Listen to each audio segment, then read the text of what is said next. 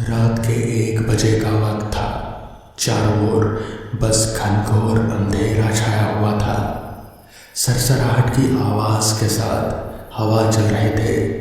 दूर कहीं सियारों के रोने की भयानक आवाजें आ रहे थे। सब जगह सन्नाटा पसरा था। नितिन, सुरेश, कपिल तीनों पार्टी से लौट रहे थे। पार्टी में सबने खूब जमकर मजा किया। काफी समय बाद तीनों दोस्त आपस में मिले थे, तो एंजॉय करना तो लाजमी था।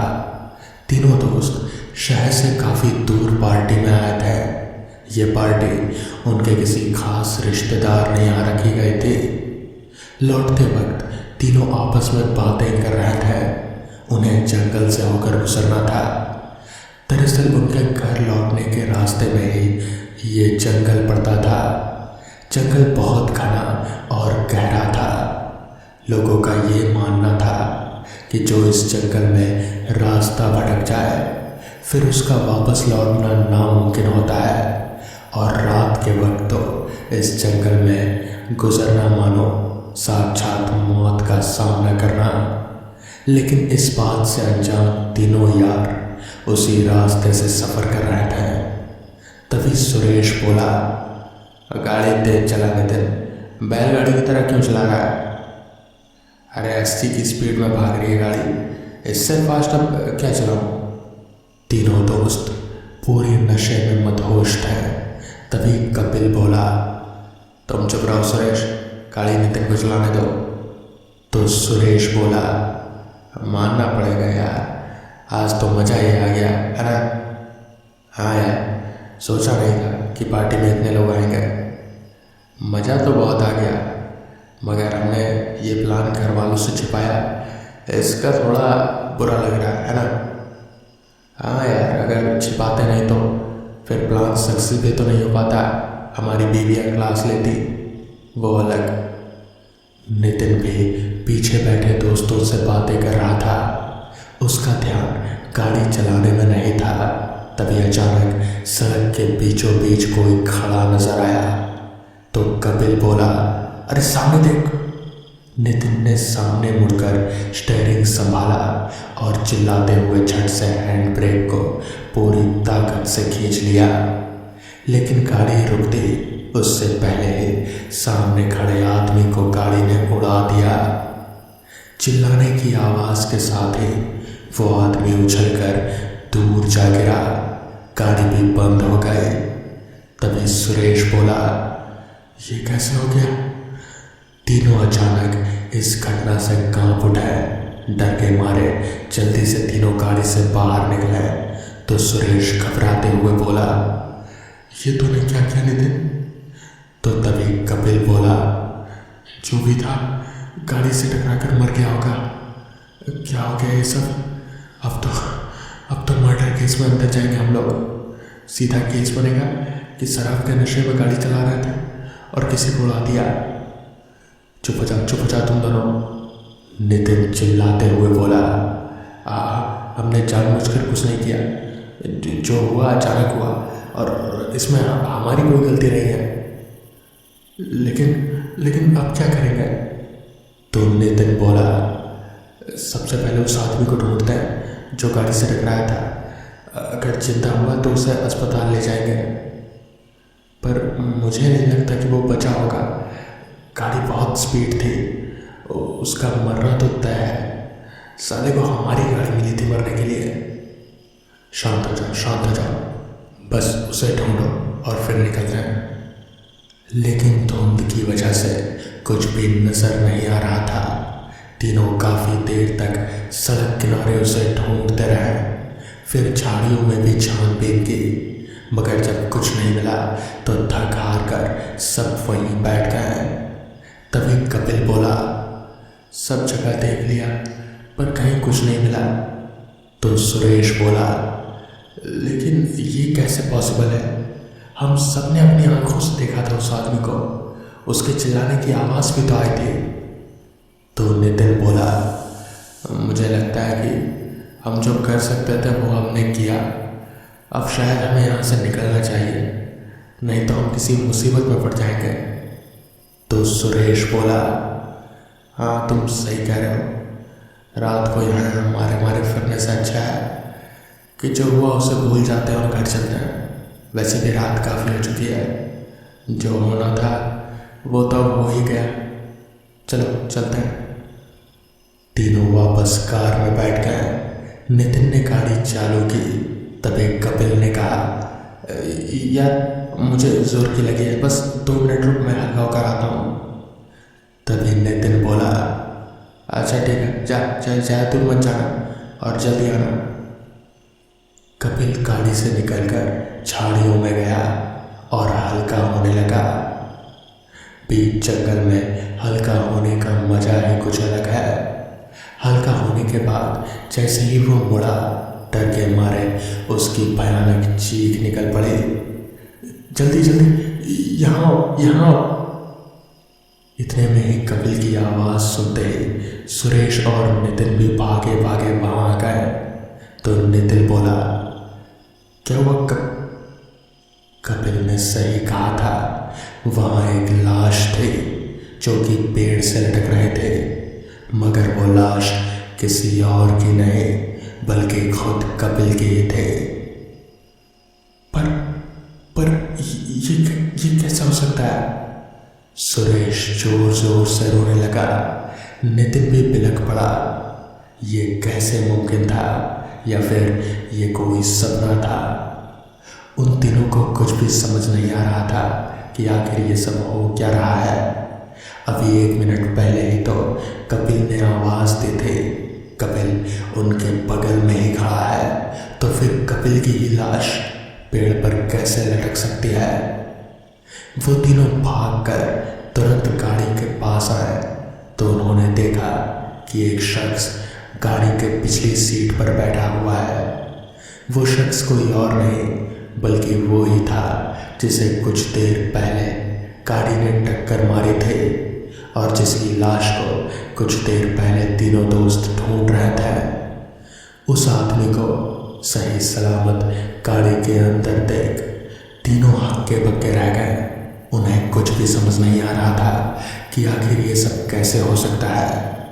तभी उनकी नज़र सीधे गाड़ी के सामने पड़ी तो उन्होंने वहाँ पर 3 लाशें देखी। तीनों लाश उन्हीं लोगों की थे, यानी कि कपिल, सुरेश और नितिन के। उन्हें अब तो कुछ भी समझ नहीं आ रहा था, उनका दिमाग जैसे घूम रहा था। उन्होंने गाड़ी के अंदर देखा तो वो शख्स अब गायब हो चुका था। वो लोग तुरंत गाड़ी में जाकर बैठे और जैसे तैसे गाड़ी चलाते हुए उस रास्ते से बाहर निकलने की कोशिश करने लगे, मगर बार बार उनकी आंखों के सामने उन्हीं की लाश तैर रहे थे, कभी रास्ते में तो कभी पेड़ के ऊपर। उन्हीं में से एक का, नितिन का, गाड़ी पर से कंट्रोल बिगड़ा और फिर गाड़ी वहीं पास ही में सड़क किनारे एक पेड़ से जा टकराई। अगली सुबह जब उनकी आँख खुली तो वो लोग गाड़ी में अटके पड़े थे। गाड़ी के सामने का हिस्सा पूरी तरह से चूर हो चुका था। वहाँ पर कुछ लोग थे जो उन्हें निकालने की कोशिश कर रहे थे। बड़ी मुश्किल से उन्हें निकाला गया और फिर अस्पताल भेजा गया। हालांकि वो लोग सही सलामत थे, मगर उनकी दिमागी हालत वो कुछ सही नहीं थे। उन्हें अस्पताल के साइकियाट्रिक वार्ड में रखा गया। आज भी वो तीनों दोस्त उसी साइकियाट्रिक वार्ड में ही पड़े हैं। उनकी दिमागी हालत बिल्कुल भी सही नहीं है। उस रास्ते पर उस रात क्या हुआ किसी को नहीं मालूम, मगर वो रास्ता कहते हैं कि आज भी उस रास्ते से रात में कोई नहीं गुजरता। तो दोस्तों, ये थी आज की पहली कहानी। तो चलिए पढ़ते हैं आज की दूसरी कहानी की ओर। साल 1955, ठंड का महीना था। ठंड के महीने में दिन का सूरज बहुत देर से निकलता है। उस वक्त जो किसान होते हैं, जिनकी अपनी खेती होती है, उन्हें और बहुत काम होते हैं जो उन्हें निपटाने होते हैं। इसलिए ठंड के महीने में जितना हो सके वो अपना काम जल्दी जल्दी करने की कोशिश करते हैं। बिट्टू जल्दी उठ, चल खेतों में पानी देने चलना है। मान सिंह अपने बेटे से बोले, जिसका नाम सूरज था लेकिन प्यार से वो उसे बिट्टू बोलते थे। बाबा लेकिन इतनी सुबह? नींद में अलसाई हुई आवाज से अपने आप को कंबल से ढकते हुए बिट्टू बोला, अरे अभी खेतों में पानी दे देंगे तो बाकी का काम होते रहेंगे, मालूम है ना ठंड में दिन छोटे होते हैं, चल जल्दी कर। वो उससे बोले, अच्छा ठीक है, आप आगे चलो, मैं पीछे से आता हूँ। वो थोड़ा उकसाते हुए बोला। ये सुनकर मान सिंह आगे निकल गए, ये सोचकर कि पीछे से बिट्टू आ जाएगा। लेकिन बिट्टू ठंड और आलस में अपनी कंबल वापस से ओढ़कर सो गया। इधर इतनी सुबह सुबह सूरज भी अभी तक नहीं निकला था। मान सिंह अपने खेतों की तरफ जाने लगे। वो अपने खेतों की तरफ काफ़ी नज़दीक पहुँचे तो उन्हें लगा कि उनके पीछे पीछे भी कोई आ रहा है। सूरज निकलने में अभी थोड़ा वक्त था तो अंधेरा ही अंधेरा हर तरफ छाया था। उन्होंने पीछे मुड़कर देखा तो उन्हें कोई पीछे चलता हुआ दिखा। उन्हें लगा कि वो बिट्टू ही है जो अभी आ रहा होगा। अंधेरे की वजह से उसका चेहरा ठीक से देख नहीं पा रहे थे वो। चल जल्दी से पानी देना शुरू कर। अपने काम में व्यस्त मान सिंह बिट्टू से बोले। वो जो भी था वो बिट्टू तो नहीं था। मान सिंह को लगा कि वो बिट्टू होगा, पर वो बिट्टू था नहीं, कोई और ही था। वो जो कोई भी था उसने बिना कुछ कहे मान सिंह की बात सुनकर खेतों में पानी देना शुरू किया। बीच बीच में मान सिंह उससे बातें कर रहा था, लेकिन वो कोई भी था वो कोई जवाब नहीं दे रहा था। इससे मान सिंह को लगा कि शायद बिट्टू को गुस्सा आ गया है कि इतनी सुबह सुबह उसे खेतों में वो ले आया। फिर उसने देखा कि खेतों में पानी भरपूर मात्रा में दे दिया जा चुका है। अब पानी उलझने लगा था। ये देखकर मान सिंह बोले, बस बस रहने दे, बहुत पानी हो गया देना। लेकिन फिर भी वो जो भी था उसने मान सिंह की बात सुनकर भी अनसुनी कर दी। उसने इस बार भी जवाब नहीं दिया और बस पानी यूं ही उलझता रहा। करीब 1 घंटे तक वो यूं ही पानी उलझाता रहा। वो एक प्रेत था। ये देखकर मान सिंह को गुस्सा आ गया। उसे लगा कि बिट्टू उसे चुनौती दे रहा है। उसने कहा, अच्छा तो तुझे क्या लगता है कि मैं भी कोई कमज़ोर हूँ? तुझे क्या लगता है कि मैं ये नहीं कर सकता? कहते हुए उन्होंने भी गुस्से से खेतों में पानी उलझना शुरू कर दिया। जब तक सूरज निकल आया था और जैसे ही दिन के उजाले में मान सिंह ने उस शख्स को देखा तो पाया कि वो तो उसका बिट्टू नहीं बल्कि कोई और ही था। जब तक वो उससे कुछ कहता वो शख्स वहाँ से जाने लगा और वहाँ से आगे निकल गया। ये देखकर मान सिंह जोर से बोला, तू कौन है? ये सुनकर वो शख्स जो कि एक प्रेत था वो उनसे बोला, ताकतवर थे तो बच गए, वरना तेरे थकते ही मैं तुझे मार डालता। इतना कहकर वो जाने लगा। पीछे से मान सिंह बस देखता ही रह गया। मतलब कि इतनी देर से जो उसके साथ था वो एक प्रेत था जो उसके थकने की राह देख रहा था ताकि वो उसे मार सकता। वो शख्स जाते जाते एकदम से धुआं हो गया। ऐसा लगा कि जैसे वो कभी था ही नहीं। मान सिंह गुस्से से घर की तरफ गए। घर जाते ही उन्होंने बिट्टू को उठाकर जोर से 2 थप्पड़ मारे और कहा, तुझे मेरे खेतों में आने के लिए कहा था ना, और तू यहाँ पर सोया पड़ा है। शोर सुनकर घर के बाकी लोग भी आ गए। और जब सबने कारण पूछा तो मान सिंह ने अपने साथ घटी सारी घटना बता दी कि कैसे एक प्रेत उनके साथ था और अगर वो थक जाते हैं तो उनकी जान भी वो ले लेता। ये सुनकर घर के सारे लोग घबरा गए। वो तो अच्छा था कि मान सिंह एक ताकतवर और बलिष्ठ व्यक्ति थे। भले ही उनकी उम्र काफ़ी हो गए थे लेकिन वो आज भी उतने ही फुर्तीले थे। तो इस तरह से उनकी जान बच गई।